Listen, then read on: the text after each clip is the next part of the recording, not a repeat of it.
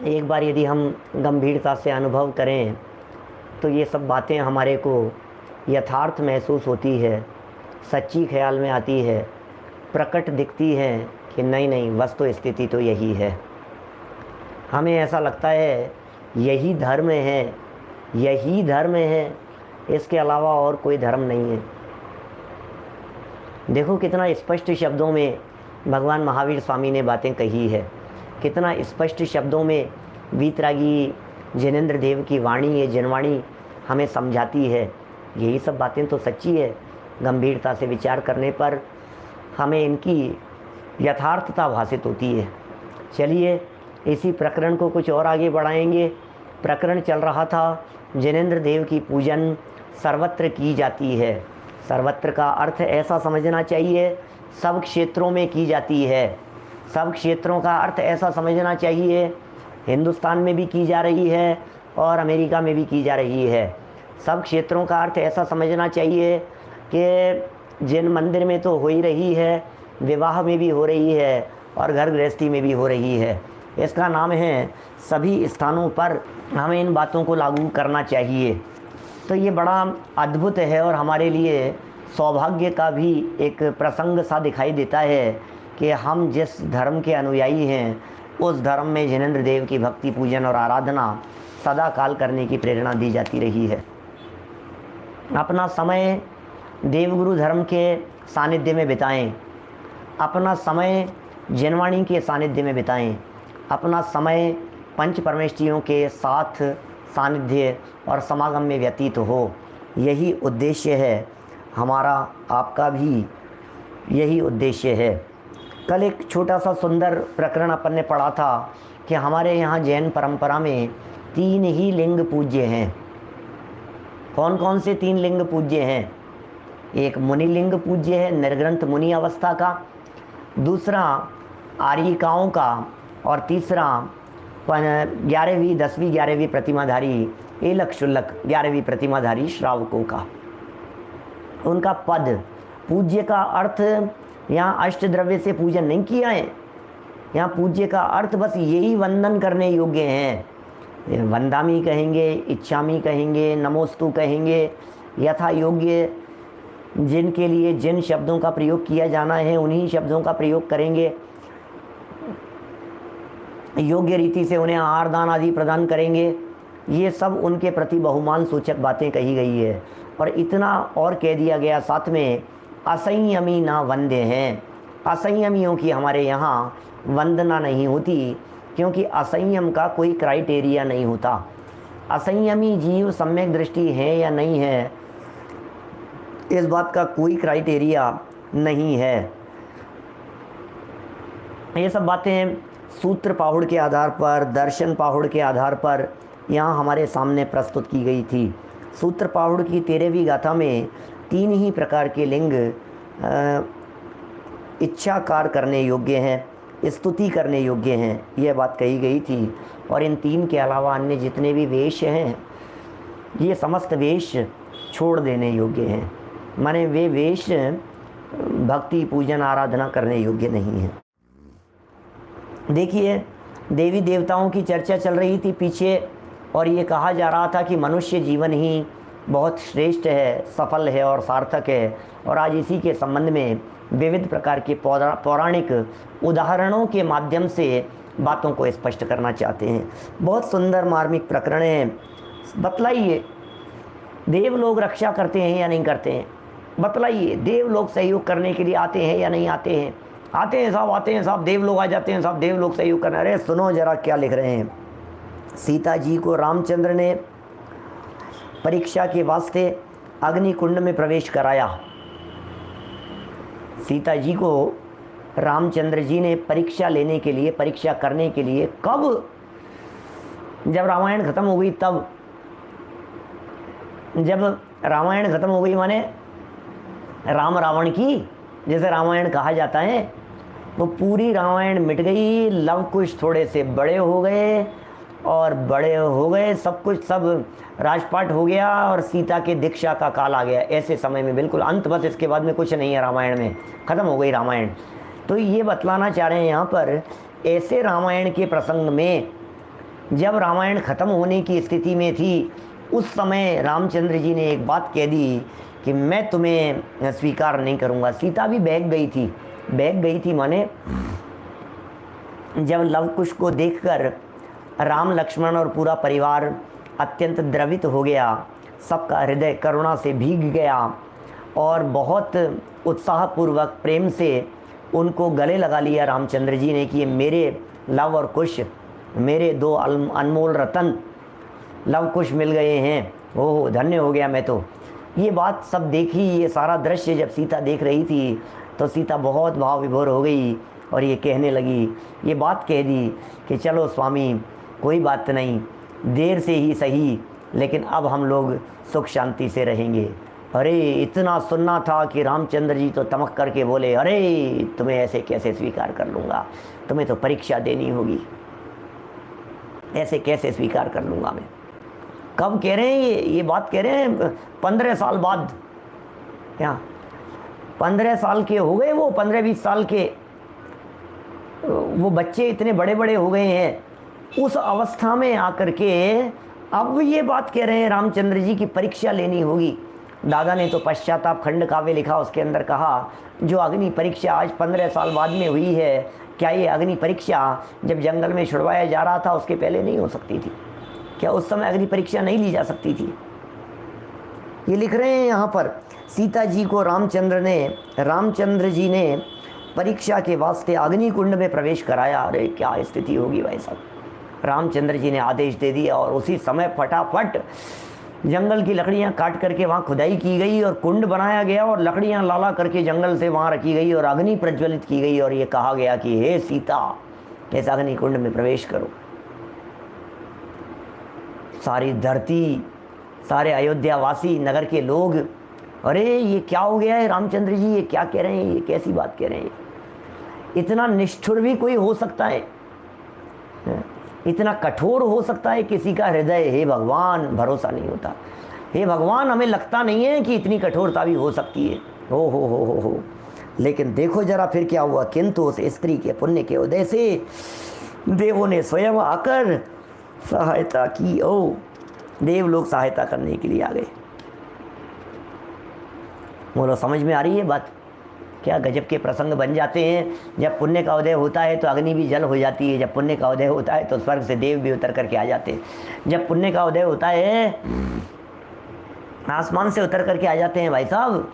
सीता की अग्नि परीक्षा के समय जहाँ चारों तरफ प्रजा खड़ी थी, सेना खड़ी थी, लक्ष्मण, शत्रुघ्न और उनके जो भाई बांधव सब लोग खड़े हुए थे, लव कुश खड़े हुए हैं, सारी प्रजा एकदम स्तब्ध रह गई जब रामचंद्र जी ने इस तरह की बात कही। काल्पनिक प्रसंग नहीं, सत्य घटनाएं, ऐतिहासिक घटनाएं। 200 रामायण है ये बात कह रही है, 200 रामायण, 200 से ज़्यादा। भारतीय संस्कृति में आज भी 200 से ज़्यादा रामायण उपलब्ध हैं और वो सब ये बात कह रहे हैं कि भाई साहब सीता को अग्नि कुंड में प्रवेश कराया। देवों ने जल कर दिया ना, अग्नि में थोड़ी ना गई।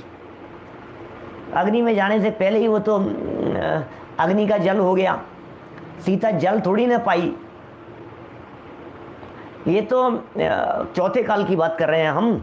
बाकी हमारे यहाँ राजस्थान की बात करो, चौथे काल की नहीं, सिर्फ 400 साल पहले की बात करो तो हमारे यहाँ राजस्थान की क्षत्रियाणियों ने जौहर किए हैं, अग्नि कुंड में जला करके कूदी हैं। कैसे नहीं हो सकता है? अपने सतीत्व की सुरक्षा के लिए, आन बान और शान के लिए। ये तो राजस्थान की 400 साल पहले की घटनाएं हैं, ये तो इतिहास की बातें हैं, तो सब देख रहे हैं। जब आक्रमण हुए मुस्लिम शासकों के द्वारा तब कितने सैकड़ों स्त्रियों ने अग्नि कुंड बना करके, अग्नि की ज्वालाएं प्रज्वलित करके, रानी पद्मिनी के समय, पद्मावती, पद्मिनी, ये सब प्रसंग इस तरह के बने। जौहर किया, जौहर प्रथा चलती थी इस तरह की, ये तो बहुत बाद में उसको बंद किया गया, जौहर प्रथा को। सती प्रथा, जौहर प्रथा, ये सब प्रथाएं इस तरह की चलती थी, कुरीतियाँ थी। यद्यपि ये 1303 में बहुत सुंदर, देखो आप शायद नेट से सर्च करके डाला होगा प्रतीक भाई, धन्यवाद। 1303 में, 1528 में और 1568 में 3 बार जौहर हुआ, और घटनाएं भी होंगी, ज़रूर मिलेगी यदि आप सर्च करेंगे तो, कि कौन कौन से राजा के समय में, कौन कौन से शासक के काल में, और अपनी शील की सुरक्षा के लिए सतियों ने ये कार्य किया। चलिए इसी प्रसंग को पद्म पुराण की शरण में, माने रवि शेणाचार्य देव की शरण में चल करके हम देखते हैं। और भी कहा है, आखंडलस्ततो वोच दहम सकल भूषणम त्वरितुम वंदितुम यामी कर्तव्य त्वमिहाश्रय। तब इंद्र ने आज्ञा करी। क्या आज्ञा करी? हे मेष केतु, मैं तो सकल भूषण के उपसर्ग के दूर करने को जाता हूँ, और तू महासती के उपसर्ग को जाकर दूर कर। हो क्या कह रहे हैं? देखो ये पद्म पुराण कह रहा है। ये क्या पद्म पुराण ये बात कह रहा है, इंद्र ने आज्ञा करी, इंद्र ने आज्ञा दी, और कहा कि इंद्र ने ऐसा कहा कि हे मेष केतु, तू जा, मैं सकल भूषण मुनिराज है उनका उपसर्ग दूर करने के लिए जा रहा हूँ। इंद्र ने कहा कि मैं सकल भूषण मुनिराज का उपसर्ग दूर करने के लिए जा रहा हूँ। मेष केतु, मेष केतु कौन? देखो नाम भी इसी तरह के हुआ करते होंगे, हैं ये जो नाम लिए जाते हैं, बादलों से सहित, बादलों में जल भरे हुए हैं। मेघ होता है ना, मेघ होते हैं ना, तो उसी से कुछ जुड़ा हुआ ऐसा। तो ये मेष केतु, मैं तो सकल भूषण के उपसर्ग के दूर करने को जाता हूँ, और तू महासती के उपसर्ग को जाकर दूर कर। माने इंद्र ने सीता सती के उपसर्ग करने की भावना व्यक्त की, और वहाँ मेष केतु को भेज दिया। ऐसा प्रसंग है। अब यदि मैं इसी प्रसंग को थोड़ा सा आगे पीछे करूँ आपके सामने, तो बोलो, देवों ने अग्नि का जल किया, या ये कह रहे हैं सीता के पुण्योदय ने किया? पीछे पढ़िए जरा, पीछे जो वाक्य पढ़ा था अपन ने, उस वाक्य में क्या था? 595 नंबर पेज पर, किंतु उस स्त्री के पुण्य के उदय से देवों ने स्वयं आकर सहायता की। स्त्री के पुण्य के उदय से, सीता जी के पुण्य के उदय से, सीता माता के पुण्य के उदय से। अरे सीता माता का ऐसा तीव्र पुण्य का उदय था कि देवों को उस पुण्य के उदय की अधीनता स्वीकार करके आना ही पड़ेगा, सेवा करने के लिए, रक्षा करने के लिए, सुरक्षा करने के लिए। उदय तो सीता का चल रहा था ना भाई साहब, देव क्या करे? जब पुण्य का उदय होता है तो अग्नि भी जल हो जाती है। जब पुण्य का उदय होता है तब स्वर्ग के आसन भी कंपायमान हो जाते हैं। जब पुण्य का उदय होता है तो देव लोग भी दौड़े चले आते हैं। जब पुण्य का उदय होता है अग्नि भी जल हो जाती है। जब पुण्य का उदय होता है पुष्प वृष्टि होने लगती है। जब पुण्य का उदय होता है जय जयकार होने लगती है। सारा खेल पुण्य के उदय का है। उदय बदल गया और सब परिस्थिति बदल गई। लो, अभी तक तो पुण्य का उदय चल रहा था ना, क्या अग्नि परीक्षा के समय देवों ने जल बरसा दिया, पुष्प वृष्टि कर दी, जय जयकार कर दी, चलो चलो पुण्य का उदय। अब क्या हुआ है? चलो फिर जंगल। क्या अब क्या करें? विरक्त हो गई। थोड़ी देर पहले कहाँ चले गए थे? रावण उठा करके ले जा रहा था, उस समय देव लोग कहाँ चले गए थे? बोलो, रावण जिस समय उठा करके ले जा रहा था उस समय कहाँ चले गए थे? देव तो वे ही थे। सुरेंद्र जी, बाबूजी साहब, बात सिर्फ इतनी सी है, उदय नहीं था उस समय उस जाति का कि देव लोग आकर के रक्षा कर सके। उदय के बिना काम नहीं होता है। कैसे उदय में, कैसी परिस्थिति में, कैसे प्रसंग में, किस प्रकार देव लोग आकर के रक्षा करेंगे, ये सारी बातें सब उदय पर ही निर्भर करेगी। क्रमबद्ध तो है ही, लेकिन अभी तो उदय दिखाना है ना यहाँ। जे स्वयं पूरव किए खोटे, जे कर्म पूरव किए खोटे, सहे क्यों नहीं जिए रहा। जे कर्म पूरव किए खोटे, सहे क्यों नहीं जिए रहा। अति क्रोध अग्नि बुझाए प्राणी, साम्य जल ले सियरा। भरत भाई दादर से, बोलो कहाँ चले जाते हैं? मुझे तो यही समझ में नहीं आता है। ये पुण्य का उदय कहाँ गायब हो गया। पाप का उदय आता है तो पुण्य चले जाता है, पुण्य का उदय आता है तो पाप चले जाता है, ऐसा है। मुझे तो ऐसा लगता है ये दोनों ये संसार रूपी व्यापार चला रहे हैं, पुण्य और पाप मिल करके, और दोनों में से किसी एक का ऑन ड्यूटी रहना जरूरी है इस बिज़नेस को, व्यापार को संभालना। एक संभालता है, दूसरा कहता है कि अब तू संभाल रहा है ना, मैं थोड़ा रेस्ट कर आता हूँ। फिर दूसरा संभाल रहा होता है तो वो पहले वाला आ जाता है कि भाई तूने कर लिया हुआ है, मेरा रेस्ट हो गया है, तू चला जा, अब मैं आ जाता हूँ। ऐसा होता है। ये पुण्य और पाप कर्म के उदय की इसी प्रकार की व्यवस्थाएं हैं भाई साहब, 1 by 1। एक बार पुण्य का उदय आ गया, फिर एक बार पाप कर्म का उदय आ गया, एक बार पाप का उदय आया, ज़्यादा लंबे समय नहीं चलता है। हाँ, कभी कभी ऐसा भी हो जाता है कि पुण्य 2-4 साल के लिए समझ लीजिए कहीं चला जाए। कहाँ चला जाएगा पुण्य 2-4 साल के लिए? चला गया कहीं घूमने फिरने के लिए, रेस्ट करने के लिए, छुट्टियाँ लेकर के, तो 2-4 साल तक खतरनाक पाप पाप पाप पाप पाप पाप कर्म के उदय चलते रहे। फिर कभी पाप चला गया छुट्टी पर तो पुण्य पुण्य का उदय चलता रहा। तो ऐसा है, पैरों से चलने वाले कदम की तरह है, दरवाज़ों की तरह है। क्या दरवाजे होते हैं, दरवाजे, दोनों दरवाजे एक साथ नहीं चलते हैं। एक दरवाज़ा पहले बंद होता है, फिर दूसरा बाद में बंद होता है, तब जा कर के वो दरवाज़ा लगता है। हाँ, दोनों दरवाज़ों को एक साथ लगाना चाहेंगे तो नहीं लग पाएंगे, ऐसा है। देखिए क्या कह रहे हैं ये, जैसा भी उदय आएगा। हाँ, सिंगल डोर भी होते हैं। चलो खैर, जो भी है स्थिति, पद्म पुराण का ये प्रसंग यहाँ बतलाया और इसके जवाब में ये कहा गया कि तुम जाकर के महासती के उपसर्ग को दूर करो। महासती के उपसर्ग के दूर करने की बात कही। जब प्रद्युम्न कुमार को पूर्व पुण्योदय से 16 लाभ प्राप्त हुए, 16 साल की उम्र में प्रद्युम्न कुमार को। कौन थे ये प्रद्युम्न कुमार? श्री कृष्ण के बेटे। क्या श्री कृष्ण जी के बेटे थे सन्मति जी, दिनेश सिंघई जी साहब। ये प्रद्युम्न कुमार श्री कृष्ण जी के बेटे थे और जन्म होते ही इन प्रद्युम्न कुमार को शत्रु, श्री कृष्ण जी के बैरी, उनके दुश्मन, वे उठा करके ले गए थे, अपहरण करके।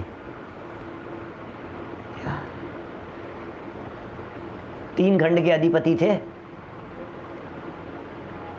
नारायण थे, अथाह सेना थी, बहुत लंबा चौड़ा राजपाट था। नितेश अजमेरा जी, बहुत लंबा चौड़ा राजपाट था और बहुत प्रयत्न किए उन्होंने, मेरे बच्चे को कौन ले गया, मेरे बच्चे को कौन ले गया। ले गए जो ले गए, 16 साल का होने पर मिला, 16 साल का होने पर। घटना बतला रहे हैं यहाँ ये। और जब पूर्व पुण्य का उदय था तो 16 लाभ प्राप्त हुए, तब वहाँ पर कई देवों ने उनको आभूषण पहनाए, दागिने दिए। दागिने जानते हैं आप क्या होता है? दागिने, गहने, आभूषण और दागिने माने विशेष प्रकार के होते हैं। एवं कन्या ला करके दी विवाह के लिए। यदि देव मनुष्य की सेवा न करते तो ऐसा पदार्थ क्यों ला कर देते? अरे, देवों के हृदय में सेवा करने की भावना थी। वे देव लोग चाहते थे कि हम जाकर के सेवा करें। वे देव लोग ये चाहते थे कि हम इनकी सेवा करें, हम इनकी भक्ति करें, हम इनकी जय जयकार करें, इन्हें सही ठिकाने पर पहुंचा देवें। ये देवों की भावना थी देवेंद्र जी, देवों की ऐसी भावना थी। यदि वे देव मनुष्य की सेवा नहीं करते तो फिर ऐसे पदार्थों को क्यों लेकर के आते? और देखिए, इससे सिद्ध होता है कि मनुष्य के पूर्व पुण्य के उदय से स्वयं देव सेवा करते हैं। इन्होंने बुलाया था क्या? सीता जी ने बुलाया था क्या देवों को? देवों का स्मरण किया होगा। अच्छा, विचार करना गंभीरता से। सीता की अग्नि परीक्षा का जब प्रसंग बना और रामचंद्र जी ने अग्नि कुंड में कूदने की बात कही, नमो हरिहंताण, नमो सिद्धाणम, नमो आयरियाणम, नमो वज्रायणम, नमो लोए सव्य सावणम। पंच परमेष्ठियों को भावपूर्वक वंदन कर रही है सीता। 24 तीर्थंकरों का स्मरण कर रही है। आप कहेंगे साहब 24 तो हुए ही नहीं है अभी तक, मुनि सुव्रतनाथ के काल में तो हो गए थे। तीर्थंकरों का स्मरण कर रही है, अरहंत सिद्ध भगवान का स्मरण कर रही है। देवों का स्मरण नहीं कर रही है भरत भाई टिम्बड़िया साहब, भरत भाई दादर वाले, वो देवों का स्मरण नहीं। अरे सौधर्मेंद्र कहाँ है, अरे अग्नि जल रही है, अग्नि कुंड के अंदर कूदना है, हे मेघ कुमार जाति के देवों, हे वायु कुमार जाति के देवों जरा मेरी रक्षा करना, हे जल जाति के देव। ऐसे ऐसे होते हैं ना अलग अलग तरह के, मेघ कुमार हो गए, अग्नि कुमार हो गए, वायु कुमार हो गए, ये सब अलग अलग प्रकार के भवनवासी देवों में इस तरह के भेद हैं और उन्हें इन्हीं चीज़ों से जोड़ा जाता है। देखो भाई, अग्नि में प्रवेश कर रही हूँ, हे वात कुमार जाति के देवों, हे मेघ कुमार जाति के देवों तुम मेघ बरसाना, हे वात कुमार जाति के देवों अग्नि को थोड़ा सा ठंडा कर देना, थोड़ा सा बुझा देना, जलने मत देना, मैं आपको बहुत स्मरण कर रही हूँ और बस आपका नाम लेकर के कूद रही हूँ, आप आ जाना। अरे देवों को याद करोगे तो देव नहीं आएंगे, देवादिदेव को याद करो तो देव अपने आप आएंगे। समझ में आ रही है बात? आपको यदि अपने जुलूस व्यवस्था के लिए, महावीर जयंती के जुलूस के लिए, जुलूस निकालने के लिए यदि 2-4 पुलिसकर्मियों की ज़रूरत है सपोर्ट के लिए, सहयोग के लिए, और आपने 2-4 पुलिसकर्मियों को चलते फिरते किसी से कहा कोई आने वाला नहीं है ऐसे, तो क्या करना है? अरे वो जिनके निर्देशन में चलते हैं, वो जिनके आदेश की पालना करते हैं, तो उनके पास में जाकर के बात करो, ऊपर आदेश दो, ऊपर लेटर पहुंचाओ, तो वो अपने आप भेज देंगे। फिर इनको नहीं, फिर तो इनको तो आना ही पड़ेगा, इनकी जहाँ ड्यूटी लगेगी वहाँ इनको पहुँचना ही पड़ेगा। आपको चिंता करने की ज़रूरत नहीं है, आपको विकल्प करने की ज़रूरत नहीं है, अपने आप पहुँच जाएंगे सब। इस तरह से गंभीर बातें हैं। देवों को स्मरण करने से देव नहीं आते। देवादिदेव, धर्मेंद्र जी साहब, देवादिदेव अनंत देव का स्मरण किया सीता ने, पंच परमेष्ठियों का स्मरण किया सीता ने, और फिर क्या हुआ? इससे यही सिद्ध होता है कि मनुष्य के पूर्व पुण्य के उदय से, जब मनुष्य के स्वयं का पुण्य का उदय होता है, पूर्व पुण्य का उदय होता है मनुष्य का, तो स्वयं देव सेवा करते हैं, स्वयं ही देव सेवा करने के लिए आ जाते हैं।